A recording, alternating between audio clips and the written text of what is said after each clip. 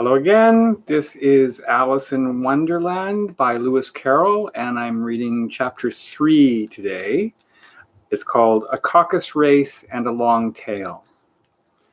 There were indeed a queer-looking party that assembled along the bank, the birds with draggled feathers, the animals with their fur clinging close to them, and all dripping wet, cross and uncomfortable. The first question, of course, was how to get dry again. They had a consultation about this, and after a few minutes, it seemed quite natural to Alice to find herself talking familiarly with them, as if she had known them all her life.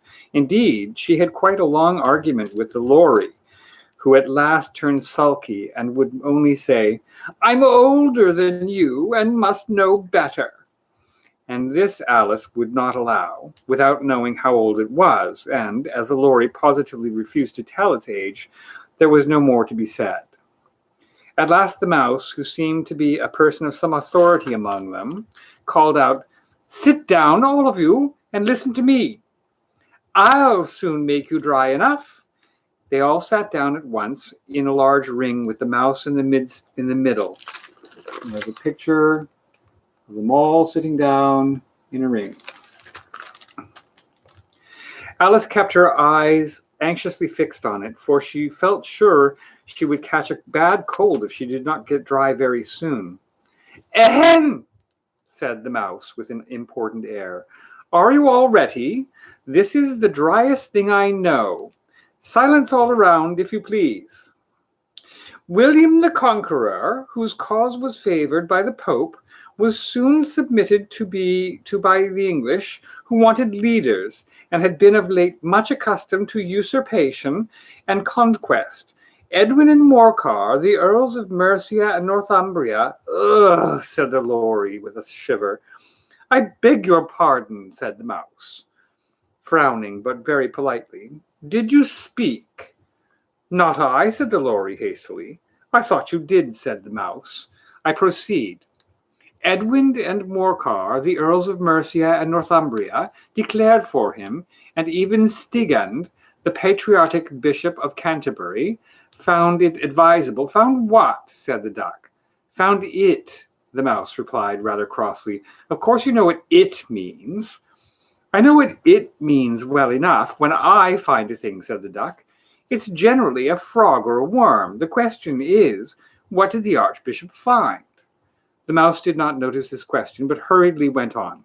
"Found it advisable to go with Edgar Atheling to meet William and offer him the crown. William's conduct, at first, was moderate, but the insolence of his Normans— How are you getting on now, my dear?" it continued, turning to Alice as it spoke. "As wet as ever," said Alice, in a melancholy tone. "It doesn't seem to dry me at all." "In that case," the dodo said solemnly, rising to his feet, "I move that the meeting adjourn for the immediate adoption of more energetic remedies." "Speak English," said the eaglet. "I know the meaning of half those long words. I don't know the meaning of half those long words, and what's more, I don't believe you do either." And the eaglet bent it down its head to hide a smile. Some of the other birds tittered audibly. "What I was going to say," said the dodo in an offended tone, "was that the best thing to get us dry would be a caucus race." "What is a caucus race?" said Alice. Not that she much wanted to know, but the dodo had paused as if it thought that somebody ought to speak, and no one else seemed inclined to say anything. "Why," said the dodo, "the best thing to explain it is to do it. And of course, you might like to try the thing yourself some some winter day. I will tell you how the dodo managed it. First, it marked out a race course in a sort of circle. The exact shape doesn't matter, it said. And then all the party were placed along the course, here and there. There was no 1, 2, 3 and away, but they all began running when they liked and left off when they liked, so that it was not easy to know when the race was over. However, when they had been running half an hour or so and were quite dry again, the dodo suddenly called out, "The race is over!"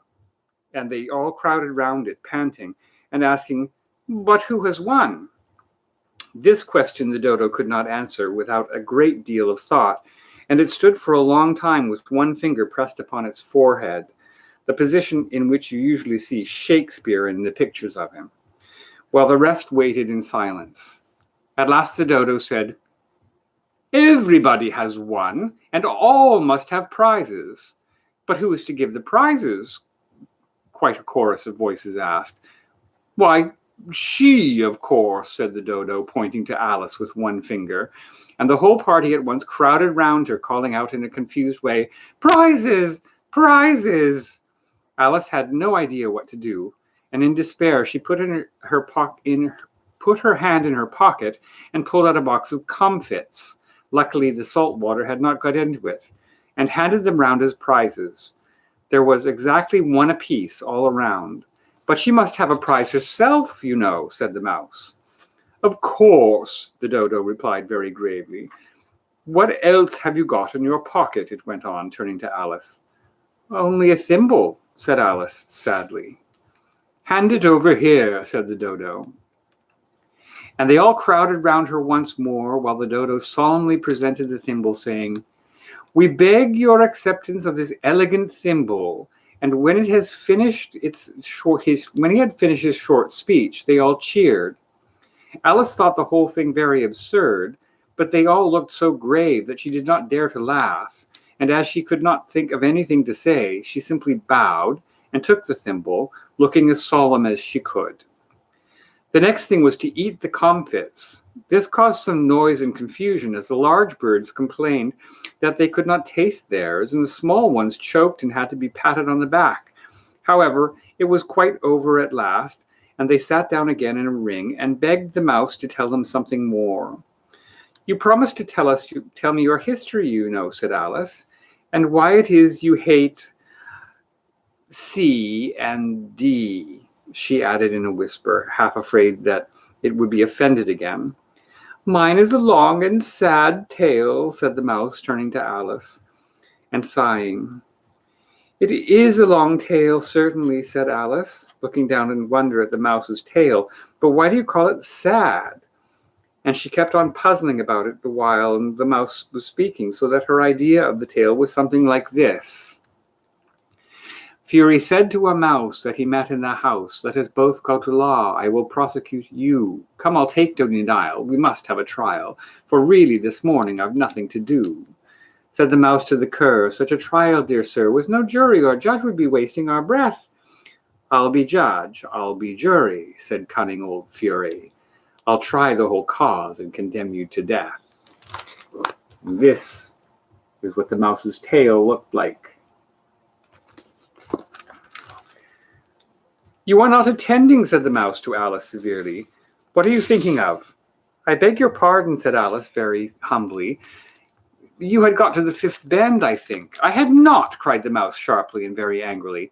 "A knot," said Alice, ready to make herself useful and looking anxiously about her. "Oh, do let me help to undo it." "I shall do nothing of the sort," said the mouse, getting up and walking away. "You insult me by talking such nonsense."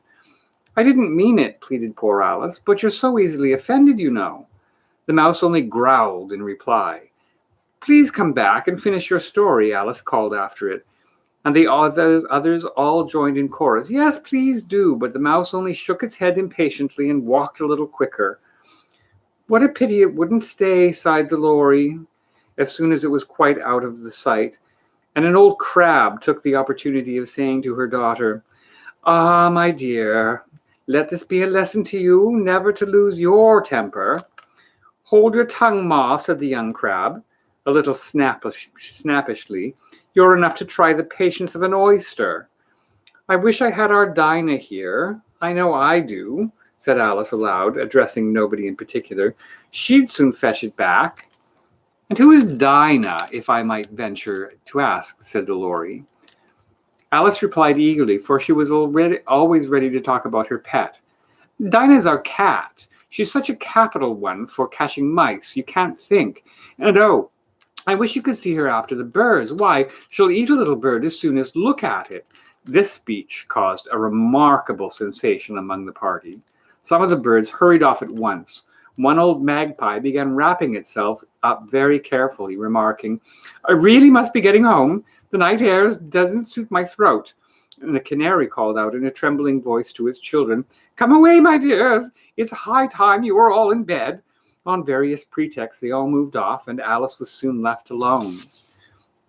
"I wish I hadn't mentioned Dinah," she said to herself in a melancholy tone. "Nobody seems to like her down here, and I'm sure she's the best cat in the world. Oh, my dear Dinah, I wonder if I shall ever see you any more." And here poor Alice began to cry again, for she felt very lonely and low-spirited.